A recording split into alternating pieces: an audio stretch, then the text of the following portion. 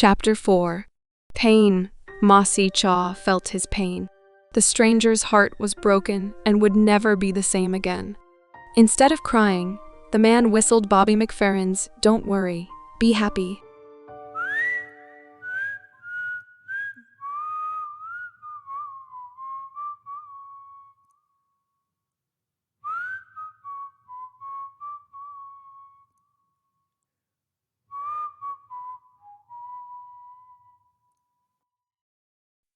It was the saddest version she had ever heard, and without thinking, she searched for him in the thick mist that kept them apart. She didn't realize that she was dreaming or notice that her body had begun to float above the bed. She focused only on the stranger whose pain pulled her relentlessly. When the sad tune turned into a song on her alarm clock, Mossy fell and awoke with a start. She glanced around, expecting to find someone, but saw only her favorite Korean pop group, BTS, on every wall of her room. As the alarm clock continued to wail, "Don't worry, be happy," she quickly forgot the sad man because it was time to get out of bed. As the oldest of four, Mossy was accustomed to waking up early. While her mother prepared breakfast, her job was to get everyone ready for school. She was so meticulous that her siblings called her Bossy Mossy. But on Saturday mornings, with no bus to catch, school to attend, or any sports events to make, Mossy just wanted to sleep in. "Mo, are you awake? We need to get to your Aunt May's house." Her mother, Blia, called from the hall. Her Hmong name was Mo, which meant tender. As their first child, her father was fearful she might break. She was also sweet and attentive, so it proved fitting. Most people called her Mossy. The family was preparing to attend her cousin Ty's soul-calling ceremony. Ty had been ill for weeks, and the doctors didn't know what to do. Finally, Aunt May and Uncle Yer called a shaman to solve the mystery. Shangmi, her 7-year-old sister, ran into her room and leaped on the bed. "Get up, get up, get up!" She wore a navy blue shirt with a string of shiny pink jewels over the chest. Her silky black hair was pulled into a high ponytail, accented by a large pink bow. She giggled as she leaped up and down, enjoying revenge on the big sister, who often woke them up with water spray bottles. With the door wide open, Mossy heard their brothers, Alan and Cheng, arguing downstairs. She was the last one out of bed. Just once, it would be nice to sleep in on a Saturday. With a sigh, she lifted a leg to push her annoying little sister off the bed, and was unbothered when Shengmi threatened to tell on her. No coffee was strong enough to make 6:30 a.m. feel good. When she joined them downstairs, her father, Kang, asked, "Mo, did you stay up late again last night?" Mossy hid her apprehension with a smile. He worked long hours throughout the week, but was still easier to talk to than their mother, who kept the household running smoothly with militant precision. Even so, Kang and his wife expected certain things from their children: punctuality, obedience, and respect. Everyone should have gone to bed early to prepare for such an important day. Mossy yawned as she poured herself a cup of coffee. "Not too late. I was just talking to Eva about schoolwork." When her father looked at her skeptically, she turned away to look for sugar. Like most nights, she'd stayed up talking with Dylan. Texting and video calls were among the few ways they could spend time together. "You know the rules. No phones after 10. Mossy bit her bottom lip. She was 18, but the 10 o'clock curfew showed no signs of going away. She worked hard and was a model student at school. But at home, she was a child, expected to obey every rule. That's how good Hmong girls behaved. Graduation was on the horizon, and college would begin in the fall. Things were going to change whether her parents were ready or not.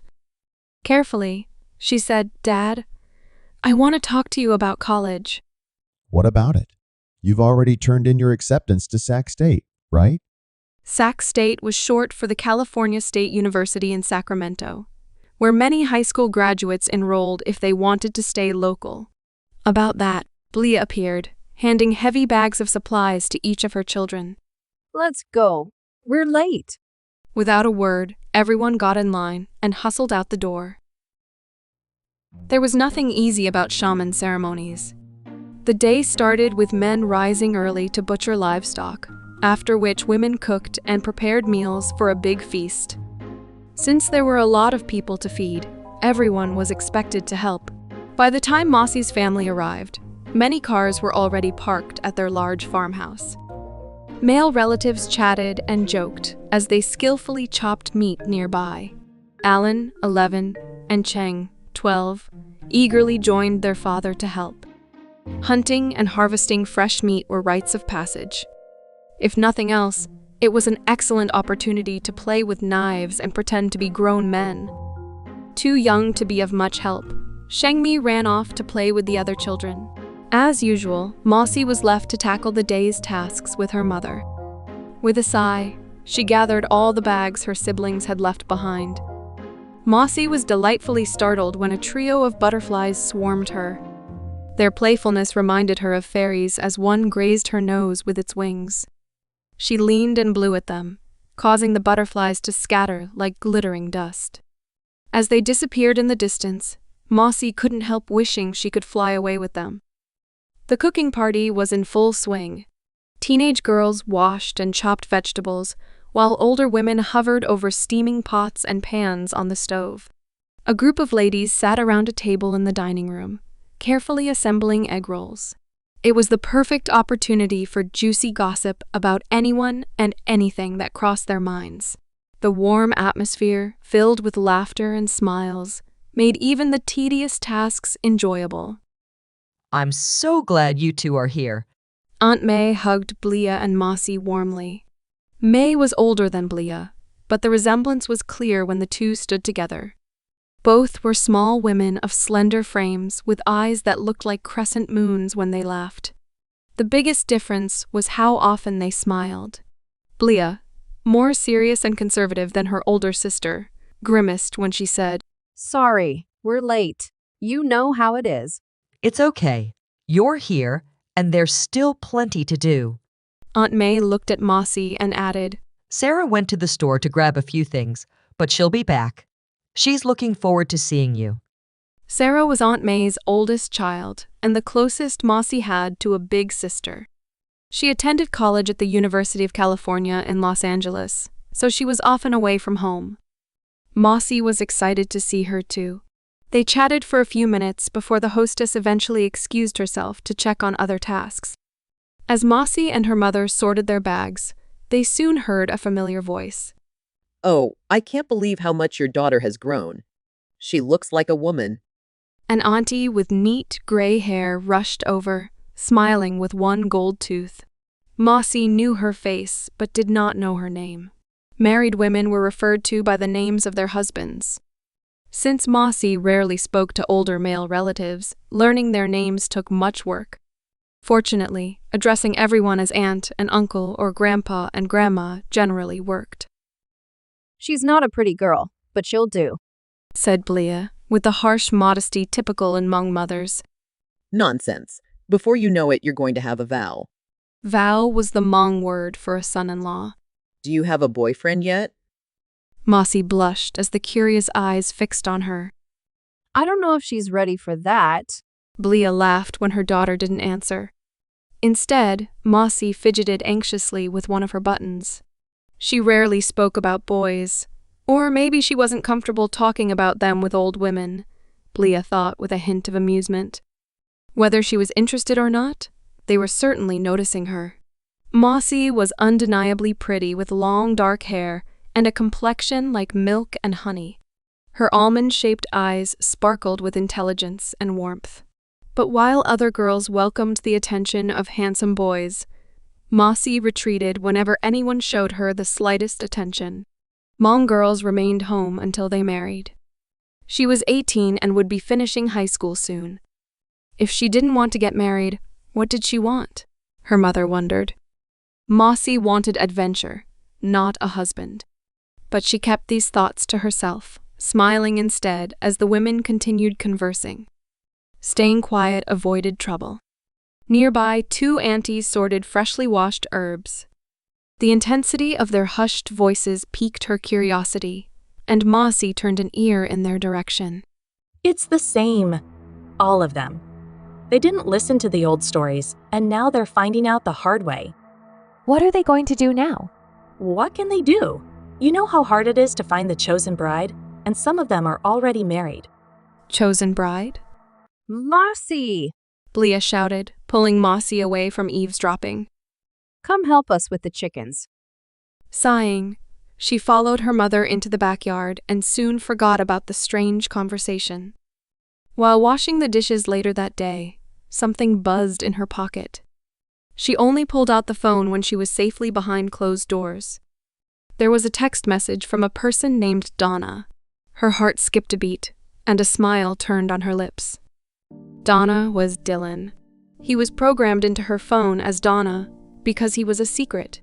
Her father preferred not to talk about his daughter's dating at all, but her mother was adamant that successful marriages depended on people sharing the same culture as much as the same goals. With his blonde hair and blue eyes, Dylan Reed fell slightly short of that standard. In a community as large as ours, if you can't find a Hmong husband, you aren't looking. Blia was known to say. Dylan was the class president, basketball team captain, and the cutest guy in their senior class. But for Mossy, he was Donna because he couldn't be anyone else. Text message, Dylan. Good morning, beautiful. Can you talk? Text message, Mossy. Hey, cutie. I'm at my aunt's house. It's noisy over here. What are you up to? Text message, Dylan. Playing ball with the guys this morning. Want to meet for a movie later? Mossy bit her lip. Sacramento was home to a large Hmong community.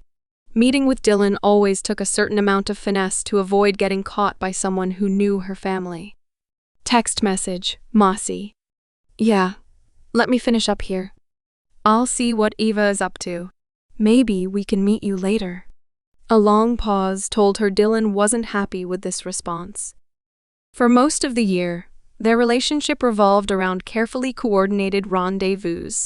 He was getting restless because he wanted more.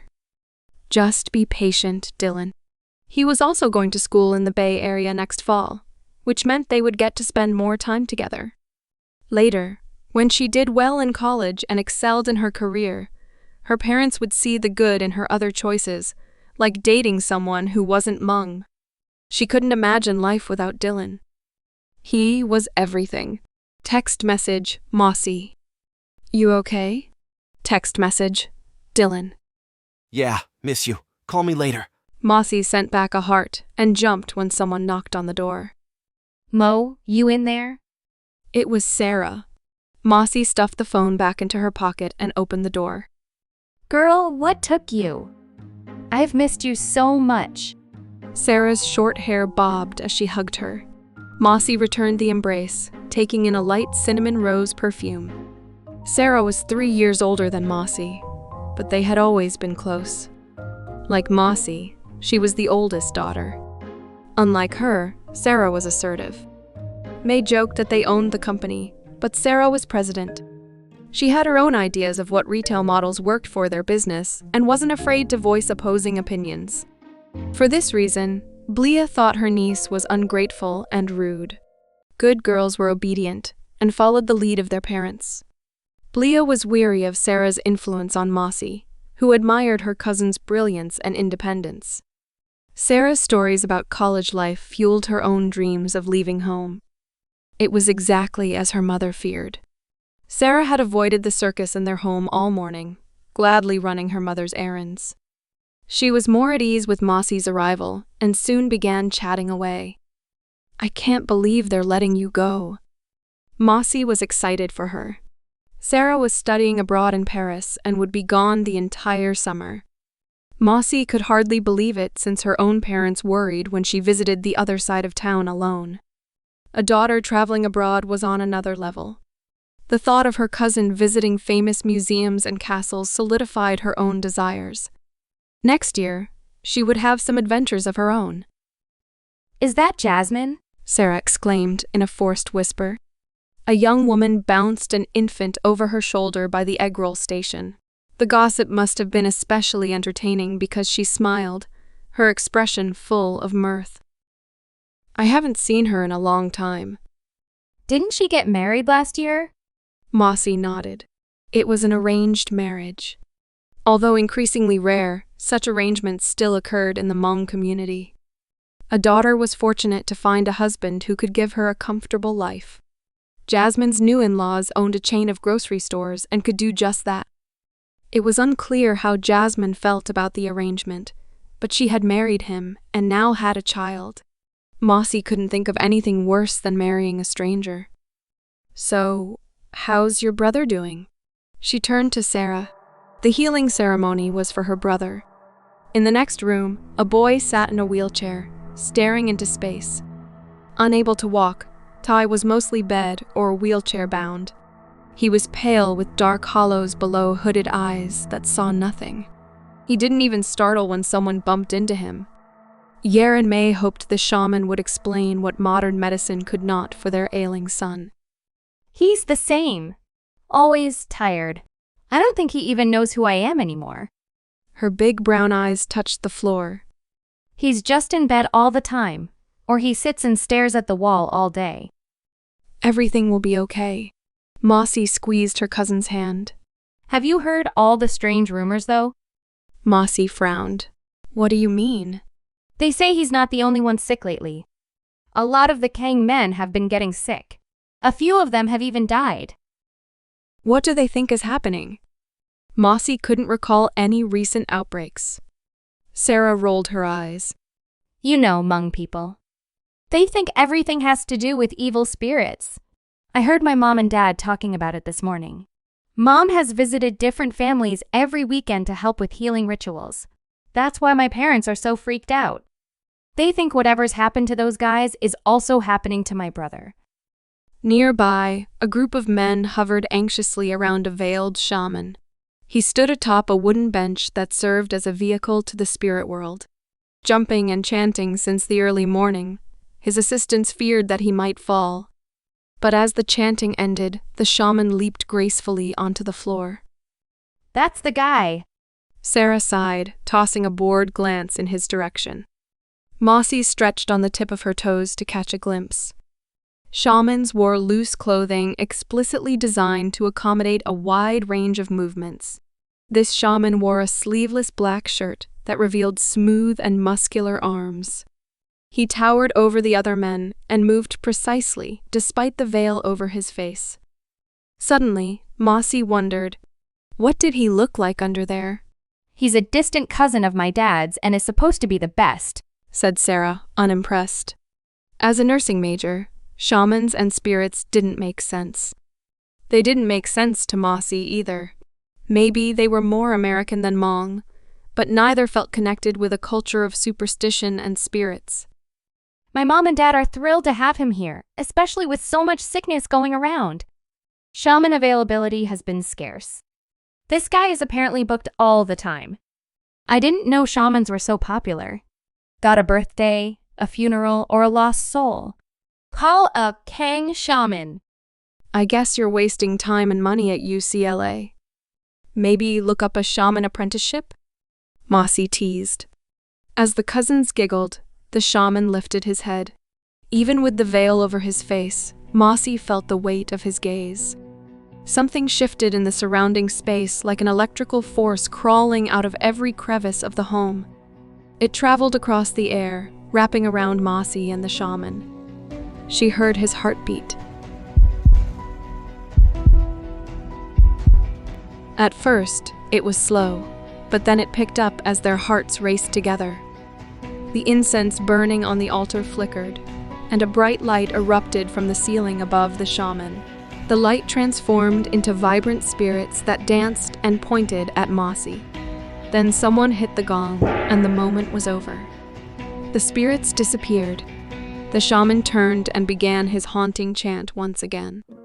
Mossy blinked, confusion washing over her face. She wondered if the long day was starting to play with her mind. This wasn't the first shaman service she'd attended, and it probably wouldn't be the last. She'd never been curious about the shaman before and had no reason to be now. So, then why couldn't she look away? Exasperated with herself, Mossy returned her attention to Sarah, who had moved on to another topic and never noticed Mossy's strange connection with the shaman. She would have just laughed anyway. Shamanism wasn't real. It was just an old practice that provided superstitious people with irrational comfort. As the ritual proceeded without further incident, Mossy and Sarah went to find their mothers in the kitchen.